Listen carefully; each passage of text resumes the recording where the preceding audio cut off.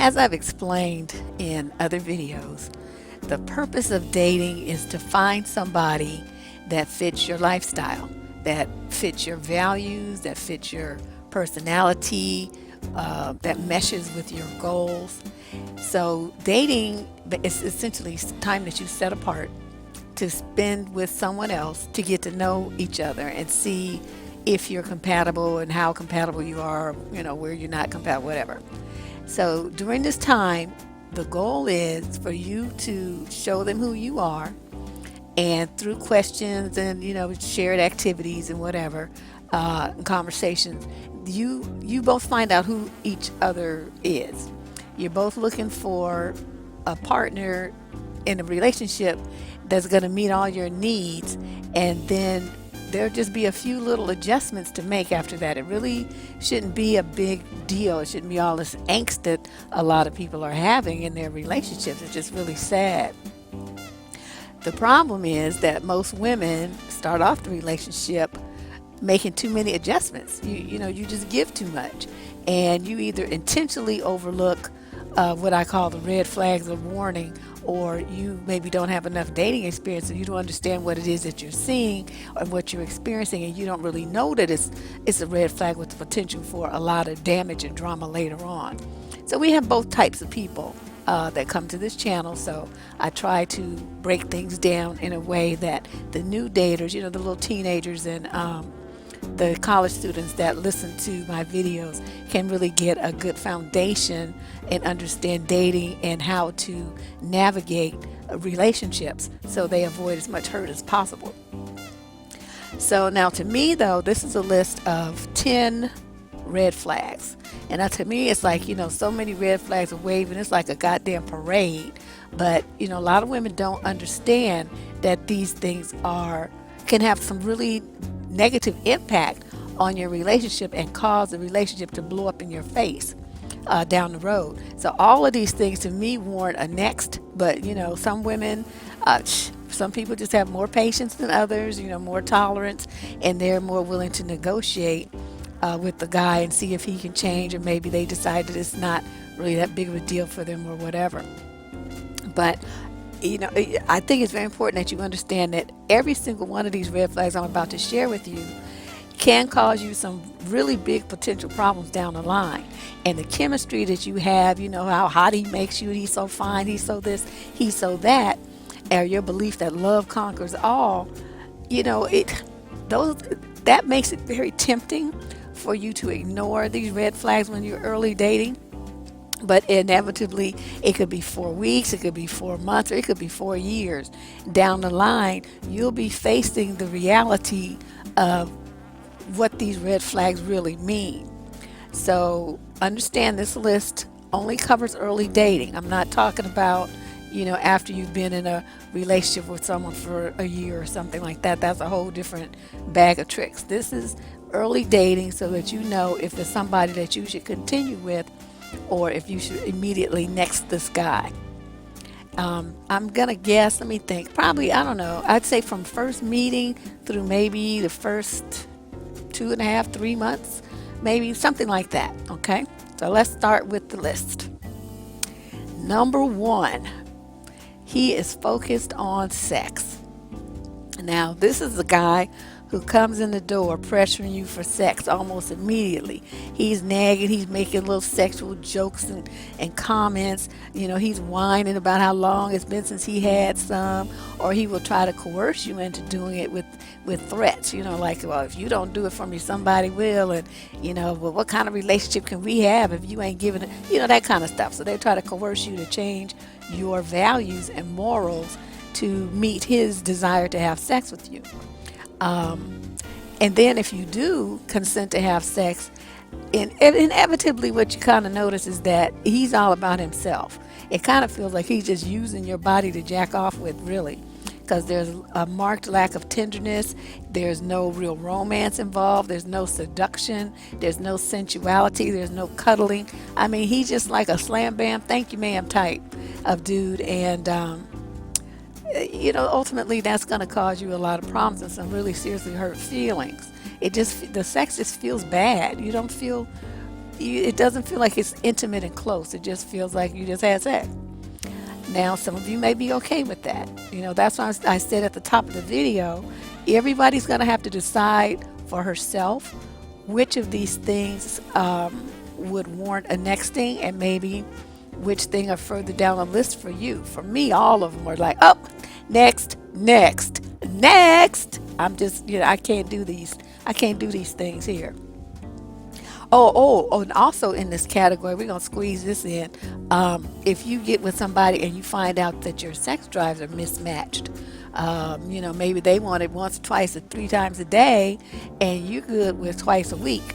That's going to cause problems too, so be very aware of that as well. Number 2, broken promises and lies. This is a big one that a lot of women overlook, and they say, oh, it wasn't that bad, or he was, he meant to do it, or he tried. Y'all have all kind of excuses. But you have to understand, if a man, how can you trust a man with your heart if you can't even trust him to follow through with the promises that he makes you? See, to me, you're not going to get the one thing I have, my heart, if you can't keep a promise about where you going and what we doing, and I'm gonna fix this for you, I'm gonna pick that up for you, and I can't trust you to do it. I'm done. It's a wrap. See, trustworthy people keep their word, and they follow through on their word with action. And if a person is trustworthy and they don't really think that they can keep a promise to you, they're not going to make it, because they don't make promises casually, just off the cuff. When they promise you something, they're going to do it. And you need to have that kind of dependable relationship with your man.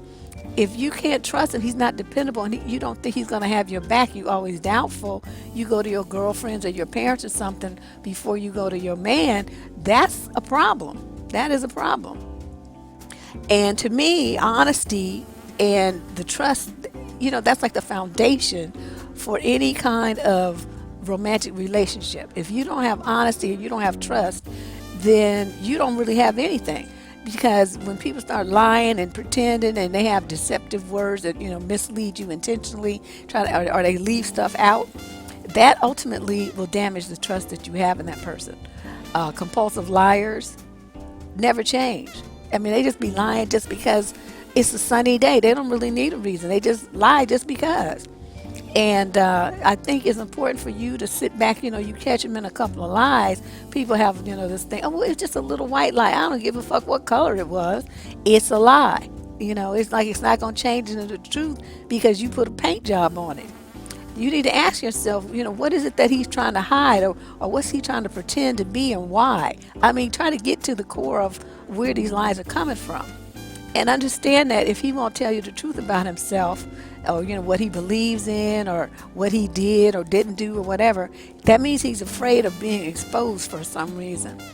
And when people are hiding like that, you can never really truly be intimate with them, because they're hiding important parts of themselves. And if you caught him lying and feel like you can't really trust him anymore, why are you still in the relationship? What are you doing? Where do you think that can go but up in smoke?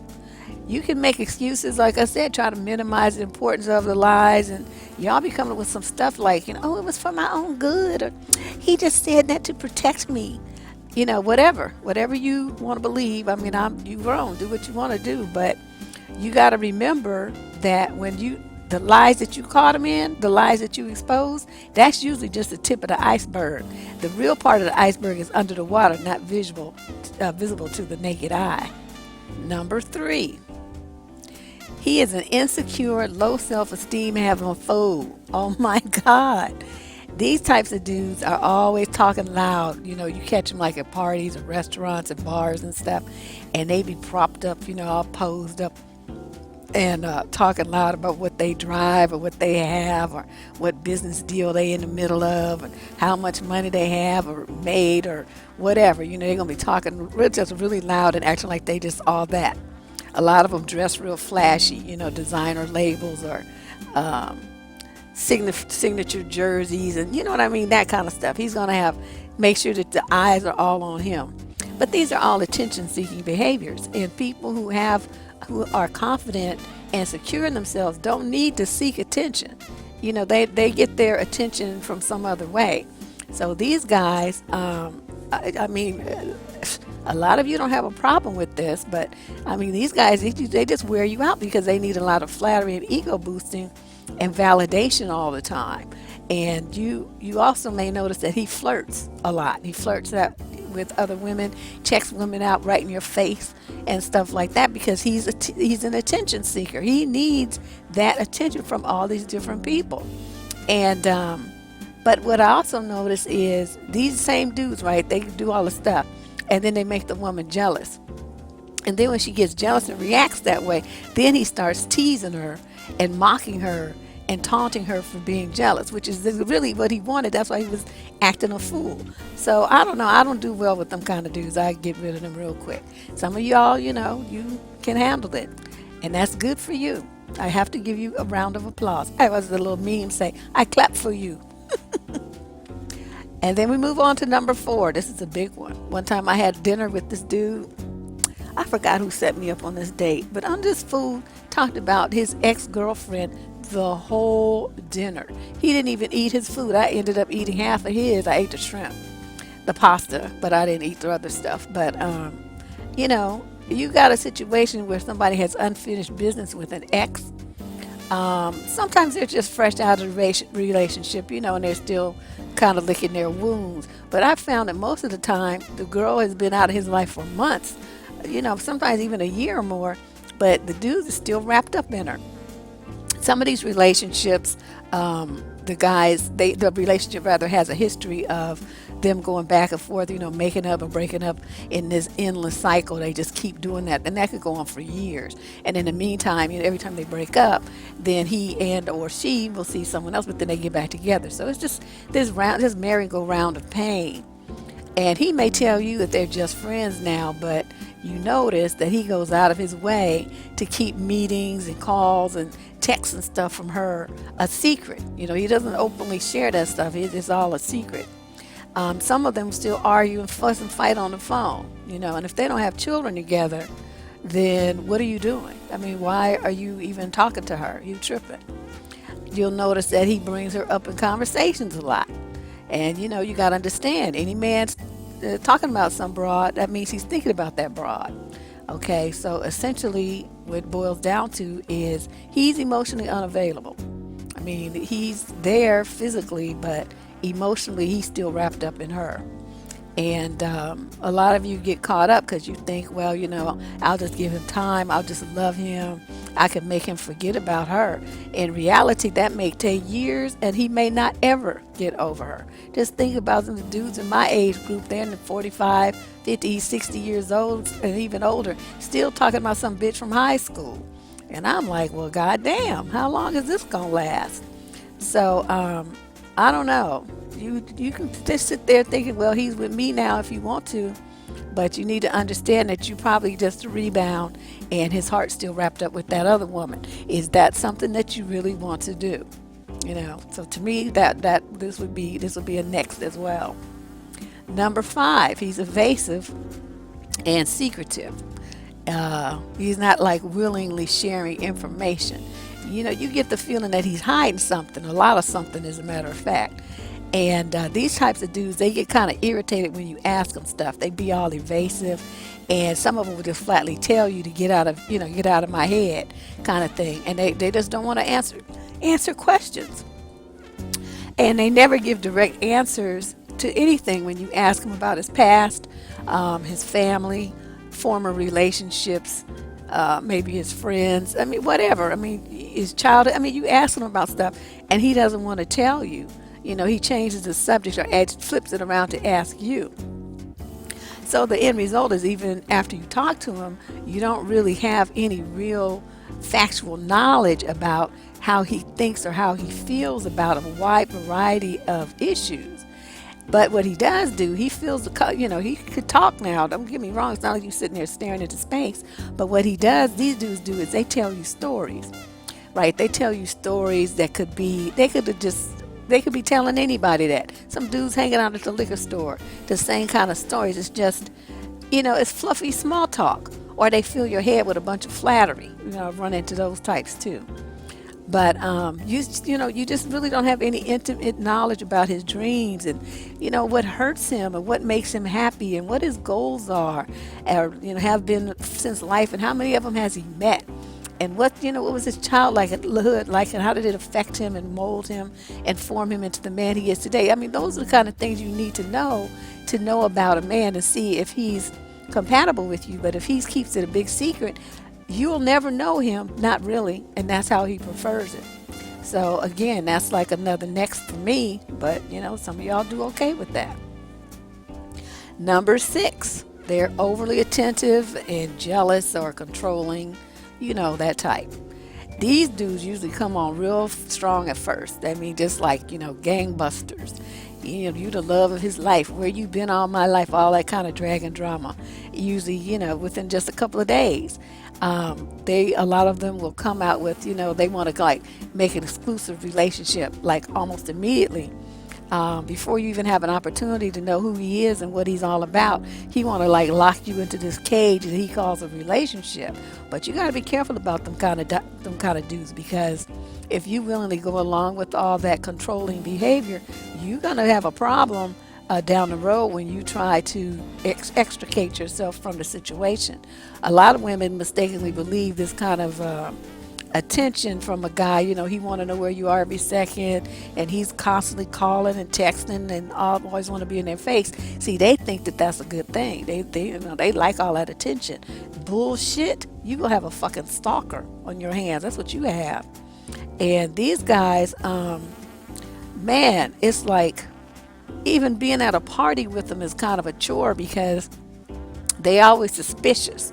If they see you talking to another man, even if it's just social chit chat or something you found out you two have in common, he gonna be all stuck up under you, looking at the dude all crazy and being all stiff and trying to pull you away and all this kind of stuff. They just be doing too much. And man, then they, like, at the end of the day, right, how couples get together, right, they be on the phone, oh, honey, how was your day? This one is like you getting interrogated like a convict. Well, where were you? Well, who did you see? Well, what time was that? That kind of thing. And they just want to like know where you are every second of every day, and what you did and who you saw and how much money you spent. I mean, it's just like, I couldn't live like that. I would just feel smothered. And some of these guys also, like, if you have hobbies and interests or friends that basically take you away from where he can see you or spend time with you, he gonna start complaining about that too, to trying to get you to not go and not see these other people, so that you just be all up in his face all the time. You better watch that. That's very, very risky. Okay, number 7. These are the dudes that are like distrustful and angry and negative and just fucking nasty. Some of them have a history of violence. They maybe have been in fights, or they were gangbangers, or they have like issues with road rage, or they don't have any problem with hitting women. Those guys are dangerous. I would definitely not recommend anyone be involved with a man who cannot control his temper or his fists. That's not a good sign. Also, the ones that can't control their goddamn mouths, because then they're always making some little snarky ass comment, something that just try to like belittle you and put you down. Some of them make little nasty comments like, how much you eat, like insinuating that you don't need to eat it because you're fat.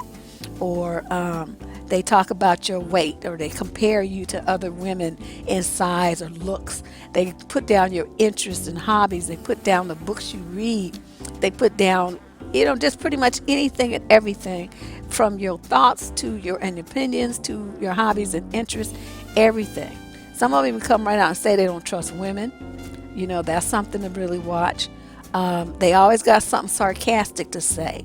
They basically like sly little undercover put downs. That's what they are. Because nothing is ever good enough. He always got something to say. Well, somebody should have done it, or they could have done it better, or he would have done it better. Nothing ever satisfies his grand godly self. I'm trying to control some of my cussing, but not doing too well. But anyway, These guys, they always try to tell you how to do something. Well, you should have do X, Y, Z. Like he's just the grand decider of all and the knower of all things.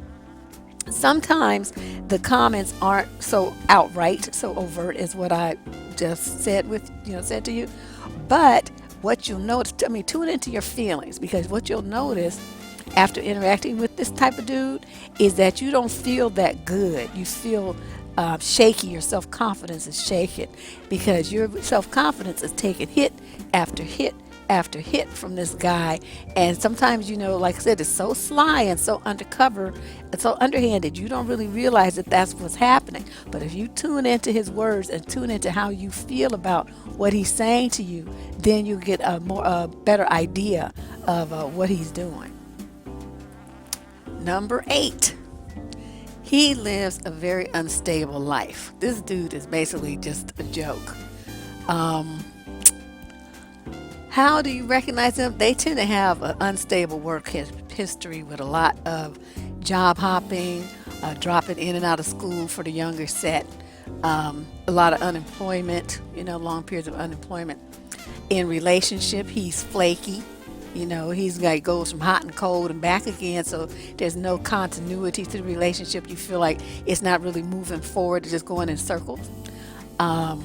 He may just really be a joke and have a history of sponging off of other people, staying at his sister's house. He's staying with his aunt, he's staying with his grandmother, he's this and that, but he doesn't have like his own spot where he's really living. He's just like, a carpetbagger. He asks people to loan him money or charge something for him all the time. Even like back as little as a lunch or a pack of cigarettes. Always trying to bum $1 or $5 or $10 from people. He may lack goals and just be drifting through life, living off of people and sitting around playing video games and watching TV and smoking weed all the time. He's got a lot of people mad at him because he owes them money. He hasn't paid it back yet. They trying to get their money. He's borrowed all them different $10 from everybody, and then he never paid them back. You may find that some of these dudes have some, they're struggling with some mental health issues or some dependency issues, and people got restraining orders on them because he don't know how to act. Some of them have been in and out of prison for one thing or another. Now, they really struggle to get work, and that's one thing that's contributing to his, periods of unemployment. So when you have a guy like this that's unstable, if he's not really emotionally invested in a relationship with you, understand that he probably can't, because he can't. He's not even invested in himself. How do you think he's going to invest in someone with you? So these kind of guys, I don't know. A lot of you have this like Florence Nightingale mentality. You want to like take care of people and nurse them back to health and all this old shit. I'm like, I don't have time.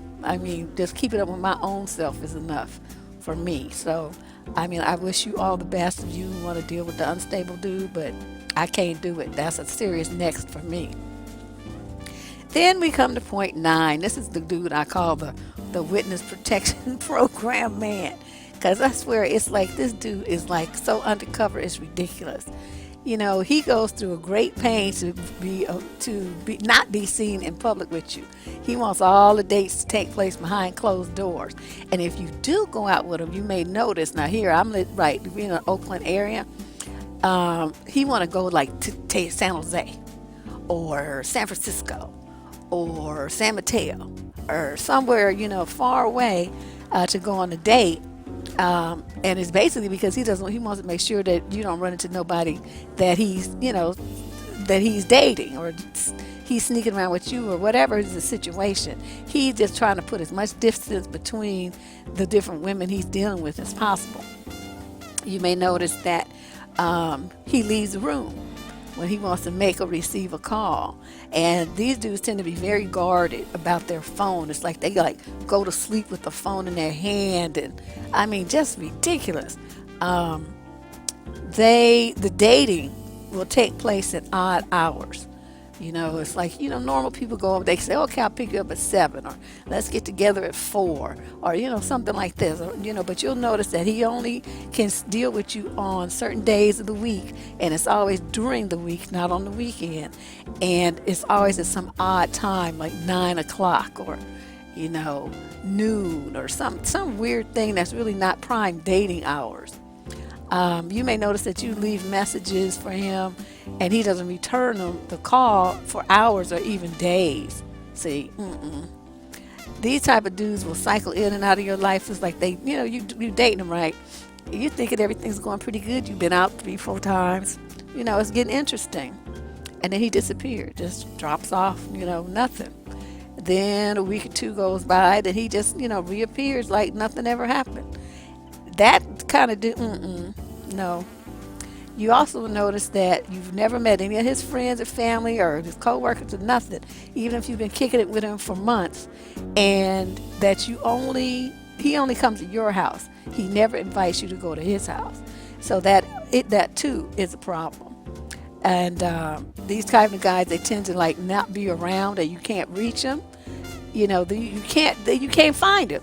But unless he wants something from you, then here he is. He's just all up in your face then.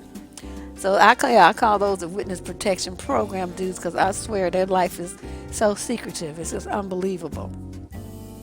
And then my last one, number 10, is the guy who's just the general fuck up.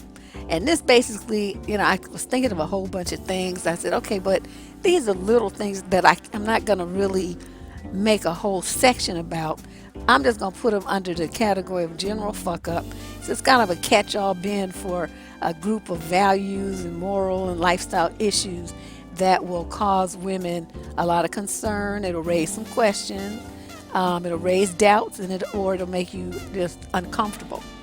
So here we go with these. This is all under the general fuck up category. This is the dude that's going to ask you to split the check. Wait a minute, you asked me out and now you want to split the check, with bum ass motherfucker? Okay, the dudes who talk bad about their own family. I mean, we all have family members that we can't stand, but do you really need to go around mouthing off about that to people who are strangers? See, that's just like, what's wrong with you? Then if you got this dude, right, he said you got to ask him, do you have kids? Yeah, I have a couple of kids, but I don't really see them that much. Okay, out, next. Or you feel like you're the one that's doing all the work. You're putting in all the effort by yourself to keep things going. Like you making the calls, you sending the romantic texts, you're suggesting the dates. See, then you're in a relationship by yourself. Next. He's a grown-ass man. I'm not talking about some little college student. I'm talking about a grown-ass man, and he still lives with his parents, or he's a mama's boy. Both of those. Next. And he talks about himself all the time. He never asks about you. And even if you do, he does do it. It's kind of with this offhand thing, and then before you finish talking, he interrupts you to go back to talking about himself. Narcissist. Next. He has bad hygiene. Next. Or he's too primped and perfect. No. Next. He doesn't take responsibility for his past mistakes and blames everything on someone else. You know that type. The kind of like, the breakup was his ex-girlfriend's fault. Even though he cheated, she should have just dealt with it. She's supposed to understand it was a mistake and she shouldn't have left me about it. You see what I mean? That kind of dude. This guy also, like, after the first date, like, he may take you out the first time, right? But after that, he just want to have Netflix and chill dates all the time. At your house, of course. No. Next. And then the last one on my general fuck up list is he refuses to apologize for the shit he does. He finds some kind of way to flip it around and make what he did to you your fault. Oh, super next. I can't even say next fast enough for how fast I would get that fool out of my life. So, those are some of the, though to me, those are 10 of the very huge, just waving all over the place red flags that you guys need to pay attention to. I just can't emphasize this enough. You cannot ignore this kind of thing. So why do women miss these red flags? Like I said, sometimes it's the people just don't have enough dating experience. They don't really know what it is that they're looking at. Okay, that's one. Then there's another group of women that just choose to ignore the red flags. You don't want to know. So if you ask him questions and he's evasive, you don't press the issue because you have that ignorance is bliss mentality. And by doing that, by basically putting your head in the sand, it enables you to keep your little romantic fantasies going in your head. You don't want any reality that's going to come out of his mouth to destroy your fantasies. So, you choose to ignore the red flags. You do that intentionally. Then there's those women who are just desperate. You start running mental tapes saying, well, this could be my last chance, and he's nice, but, blah, blah, blah, but I could make it work. And, it's okay that he don't keep a job because I make enough money for both of us. Or, I'm getting older, maybe I can't be as picky. I might need to just work with this dude. Those kind of things. So you also are choosing to ignore red flags, but for a slightly different reason. And then there are those women, so notice there's 4 groups here. Then there's those women that have some unmet needs. You've been alone for a while, maybe. You're craving some attention, some affection, sex, whatever. You want that. So you meet this dude, and he's a knucklehead, and he's got red flags waving all over the place. But that unmet need that you have, that was just basically driving your existence, he met it, right? So you got a little taste, and now you're like a junkie. So you don't want to let the source of the drug go away. So you keep him around even though he's a knucklehead. You basically settle for him anyway, just so you can keep getting that unmet need fulfilled. And that's kind of a struggle. I'm not in a position to tell people that their needs aren't important. You have to make that decision yourself. But, you have to look at, you may be getting your needs met in the short term. How is that going to impact you long term? Is the price that you're going to pay ultimately going to be too high? So, but like I said, that's something you have to figure out for yourself. So in closing, as I sum up my red flags lecture, I think it's very important to make sure that you ladies don't lie to yourself. Don't make excuses. Don't try to overlook this stuff and pretend like it's not happening. These things, these red flags, they don't disappear just because you want them to. Because you're in love, because he has potential, because he makes a promise to change. None of that. They're not going to go anywhere. And any man, what you see, that's what you get.